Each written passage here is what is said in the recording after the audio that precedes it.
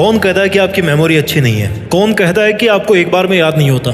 आपकी लाइफ में ऐसी बहुत सारी बातें हैं, ऐसे बहुत सारे इंसिडेंट्स हैं जो केवल और केवल एक बार हुए थे आपकी लाइफ में, लेकिन आप उनको मरते दम तक नहीं भूलोगे। अगर कोई आपको आज थप्पड़ मार दे तो आप उस घटना को कभी नहीं भूलोगे। आपकी मेमोरी बहुत अच्छी है। हर इंसान की लाइफ में कुछ बातें ऐसी ज़रूर होती है जो उसको उसके जन्म से लेकर या उसको जब से समझ आना शुरू होती है तब से लेकर उसकी मौत तक अच्छी तरह से याद रहती है। वो बातें वो इंसान कभी नहीं भूलता। और ताजुब की बात देखो, वो बात उसकी लाइफ में केवल एक ही बार हुई थी, लेकिन फिर भी उसको हमेशा याद है। ऐसा क्यों होता है? जबकि स्टूडेंट्स बेचारे एक टॉपिक को 20 बार पढ़ते हैं और 20 बार पढ़ने के बाद भी उनको वो टॉपिक याद नहीं होता। और ये जो 1 सेकंड की घटना थी ना कि किसी ने आपको थप्पड़ मार दिया, वो आप हमेशा याद रखोगे।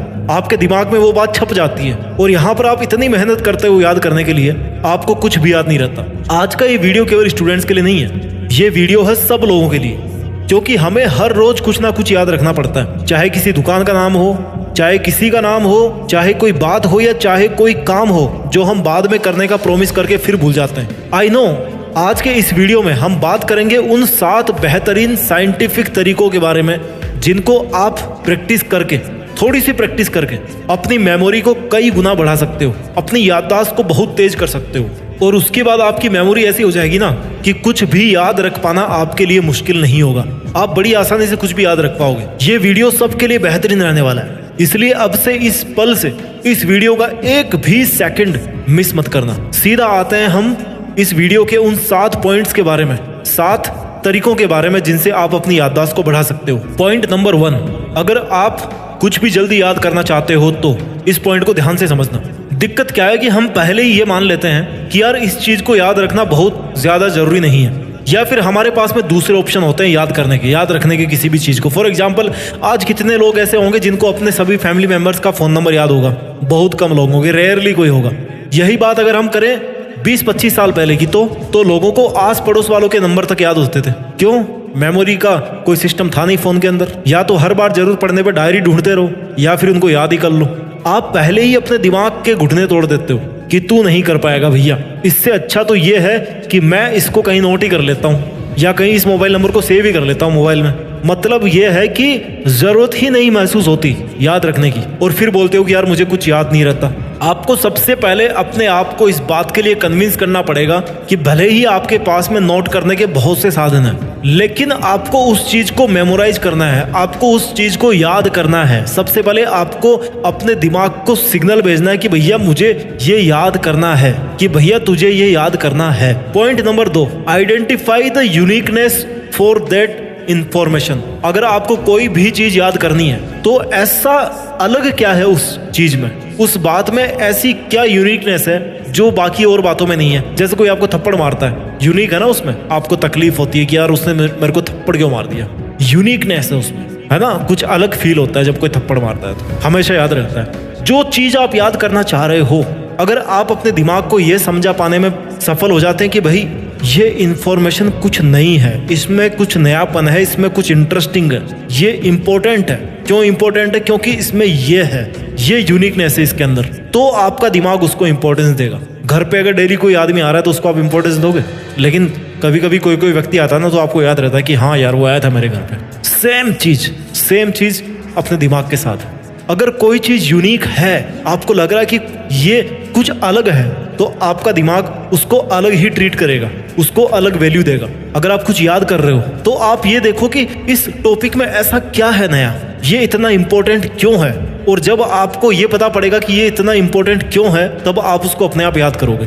Point number 3, associate the informations as much as you can with other things या विद ईच अदर।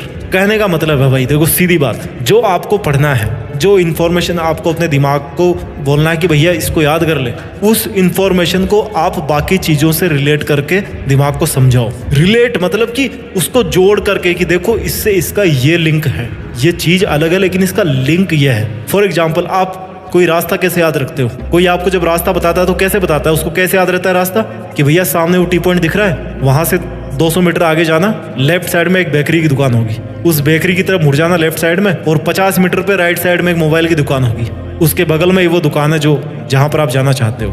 आपने इंफॉर्मेशन को आपस में लिंक कर दिया कि पहले वहां जाओ, वहां पर ये है, वहां से फिर आपको ऐसे जाना है। तो वो जो बीच में वो जो बेकरी की दुकान है, दैट इज द लिंक।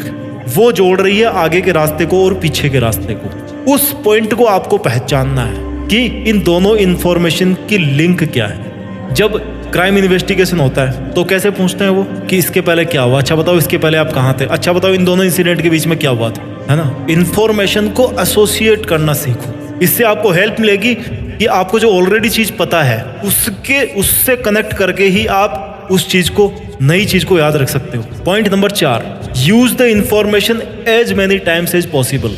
कभी क्या आप अपने घर का रास्ता भूलते हो? कितना ही बीमार हो, कितना ही अंधेरा हो, कुछ भी हो जाए, आप घर तो पहुंच ही जाओगे, इतना तो पक्का है। क्यों? क्योंकि आप उसको हमेशा करते हो, हर रोज करते हो, और अपने दिमाग के लिए वो इतनी कॉमन चीज बन गई कि अब उसको याद करने की जरूरत ही नहीं है। हमारा दिमाग भी ठीक वैसे ही हमारा एक बॉडी पार्ट है, जैसे हमारा हाथ हो, हमारी कमर हो, हमारी टांग हो। अगर आप डेली रनिंग करोगे ना तो आपका पैर कभी नहीं दुखेगा, आप तेजी से दौड़ पाओगे।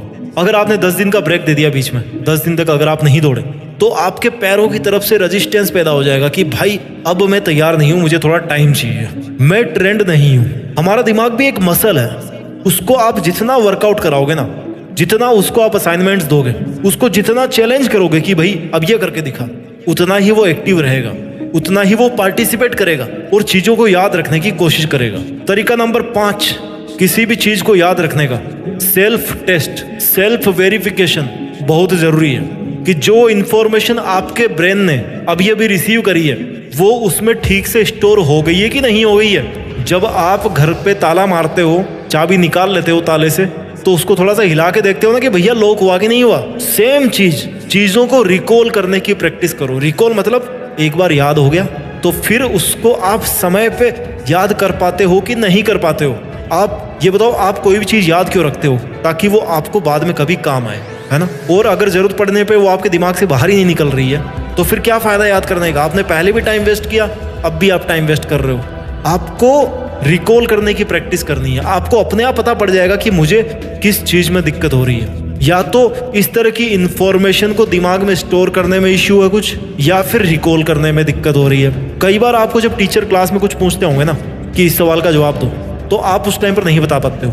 आपको लगता है कि यार आता मैंने पढ़ा ही है, लेकिन याद नहीं आता। लेकिन फिर जैसे कोई आपको बताता ना कि यार इसका आंसर तो ये था, तब आप सोचते हो कि अरे यार ये तो मेरे को पता था, उस टाइम पे क्यों नहीं याद आया। इसका मतलब ये है कि आपका दिमाग इंफॉर्मेशन को स्टोर तो कर रहा है अंदर अपने, लेकिन उनको वापस नहीं निकाल पा रहा है, वापस नहीं ढूंढ पा रहा है कि वो इंफॉर्मेशन पड़ी कहाँ है। इट मीन्स कि आपको समझ में सब आ रहा है, लेकिन उसको वापस याद करने के लिए आपको प्रैक्टिस की, आपको रिविजन की आवश्यकता है। अब वो रिविजन कितने टाइम पे करना है वो डिपेंड करता है कि आपकी मेमोरी कैसी है। तरीका नंबर 6, कुछ भी जल्दी याद रखने के लिए आपको अपने मन को शांत रखना बहुत जरूरी है। ओवर थिंकिंग से बचना है। जरूरत से ज्यादा सोचना एक ऐसी बीमारी है ना जो इंसान को केवल ख्वाब देखना ही सिखाती है। बस ज्यादा सोच के केवल आप सोच ही सकते हो और कुछ नहीं कर सकते। फिर मेंटल डिस्टरबेंस के साथ आपका किसी भी काम में मन नहीं लगेगा और सब बातें आपके ऊपर से जाएगी। सब इंफॉर्मेशंस को आपका ब्रेन बाईपास करता रहेगा, क्योंकि उसके पास आपकी टेंशन का इतना बड़ा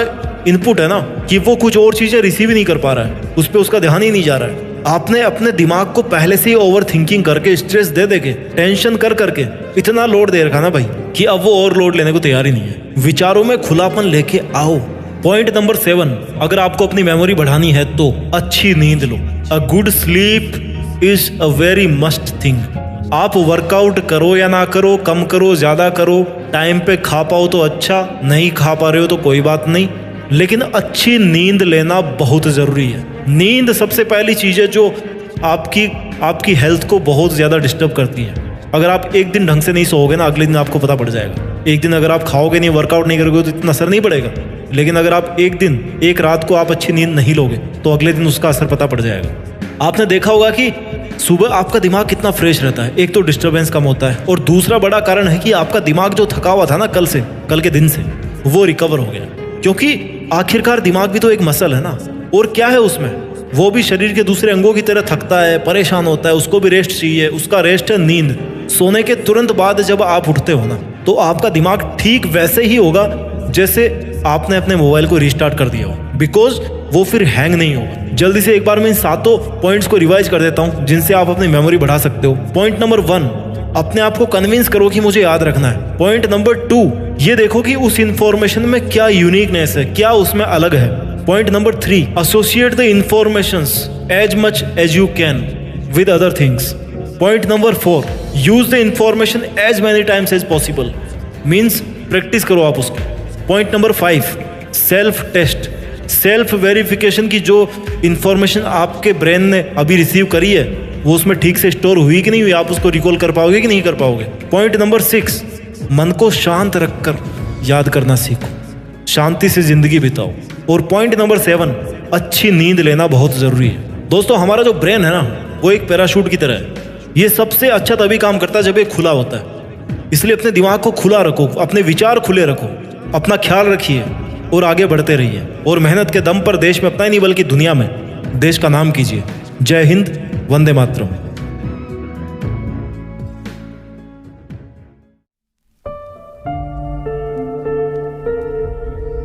जीत फिक्स।